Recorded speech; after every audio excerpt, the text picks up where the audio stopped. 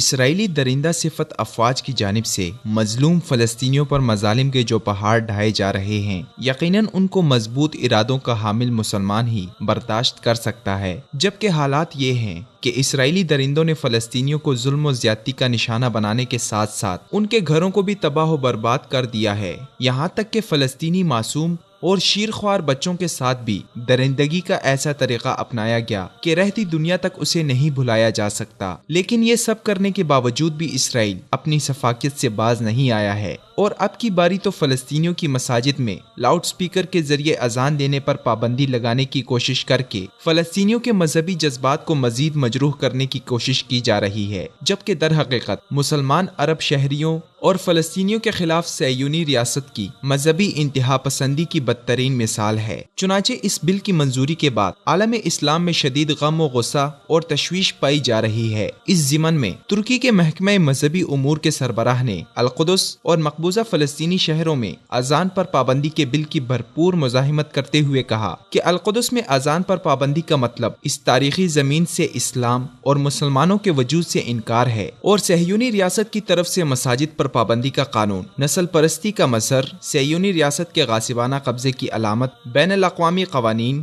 بنیادی انسانی حقوق اور عالمی معاہدوں کی سنگین خلاف ورزی ہے۔ انہوں نے زور دیتے ہوئے کہا کہ القدس میں اذان پر پابندی کے بل کی منظوری ناقابل برداشت ہے، کیونکہ القدس مسلمانوں کے مقدس مقامات میں سے ایک ہے اور اہمیت کے لحاظ سے مکہ اور مدینہ کے بعد آتا ہے۔ یہ مقامات مسلمانوں کی موجودگی اور مذہبی آزادی کی علامات ہیں، ان کو کسی صورت ختم نہیں کیا جا سکتا ہے۔ انہوں نے مزید کہا کہ اگر تم موزنوں پر پابندی لگاؤ گے تو ساری کمیونٹی ہی موزن بن جائے گی، اور اکٹھے اذانیں دے کر اس بل کی منظوری کے خلاف اپنے جذبات کا بھرپور اظہار کریں گے، کیونکہ مساجد نہ صرف نماز پڑھنے کی جگہ ہے بلکہ مرکز کی حیثیت رکھتی ہے، جہاں لوگ پرامن طریقے سے اکٹھے ہوتے ہیں اور ایک دوسرے کی مل جل کر مدد کرتے ہیں۔ واضح رہے کہ اس متنازع بل کو عمل درآمد کرانے کے لیے بھاری جرمانے اور قید کی سزائیں بھی مقرر کی گئی ہیں۔ اس قانون کے تحت خلاف ورزی کرنے والی مساجد، انتظامیہ، امام یا مؤذن کو $1300 سے $2600 تک جرمانہ ادا کرنا ہوگا۔ دوسری جانب عرب اراکین پارلیمنٹ نے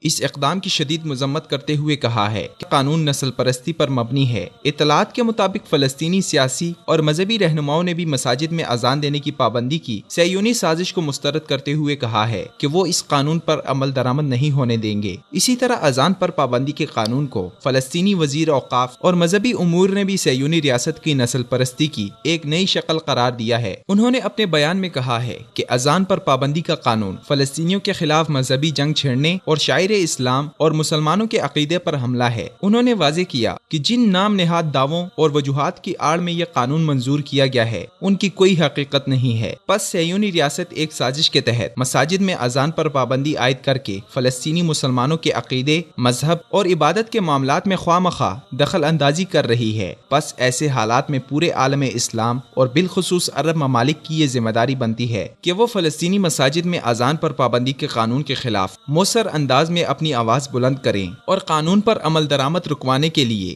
اپنا بھرپور کردار ادا کریں، کیونکہ مساجد میں لاؤڈ سپیکر پر اذان دینے پر پابندی کا قانون صرف اذان ہی نہیں بلکہ کل کو نماز اور مساجد کے قیام پر پابندی کا بھی پیش خیمہ ہے، اور اسرائیل اسی منظم پالیسی کے تحت فلسطینی مسلمانوں کو ان کے مقدس مقامات سے محروم کرنے اور شاعر اسلام پر پابندی لگانے کی مذموم کوششیں کر رہا ہے۔